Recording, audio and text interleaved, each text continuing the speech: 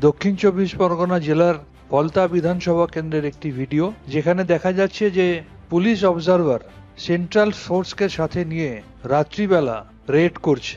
যে 2024 সালের লোকসভা নির্বাচনে সারা ভারতবর্ষে 543টা লোকসভা আসনের জন্য যেখানে 3400 কোম্পানি সেন্ট্রাল ফোর্স ডিপ্লয় করা হয়, সেখানে 2026-এ একটা রাজ্য পশ্চিমবঙ্গের বিধানসভার জন্য 2400 কোম্পানি সেন্ট্রাল ফোর্স ডিপ্লয় করেছে। এবং আমরা দেখেছি ফার্স্ট ফেজ অবধি 84 জন পুলিশ অবজারভার ডিপুট করা হয়েছিল এবং সেকেন্ড ফেজের আগে আরো 11 জন অর্থাৎ 95 জন পুলিশ অবজারভারকে পাঠানো হয়েছে। আর আমরা দেখলাম যে সেন্ট্রাল ফোর্সকে সাথে নিয়ে এই পুলিশ অবজারভার রাত্রিবেলা তৃণমূল কংগ্রেসের কর্মী সহ সাধারণ মানুষের বাড়িতে, বিশেষ করে এমনও বাড়িতে যেখানে রাত্রিবেলা কোনো পুরুষ মেম্বার ছিলেন না, পুরুষ সদস্য ছিলেন না, যেখানে মহিলারা বাচ্চা নিয়ে রয়েছেন, রাত্রিবেলা শুতে যাওয়ার আগে মানুষ ঘরের ড্রেস পরে রয়েছেন, সেখানে জোর করে রেড করার নামে তারা অত্যাচার চালালো। পুলিশ অবজারভার এবং সেন্ট্রাল ফোর্সের সম্মিলিত এই অত্যাচার আমরা দেখলাম। মহিলাদের ওপর অত্যাচার আমরা দেখলাম। মহিলারা বলছেন যে বাড়িতে শুধুমাত্র বাচ্চা রয়েছে, তারপরেও তাদের ঘরে ঢুকে বর্বরোচিত অত্যাচার আমরা দেখলাম।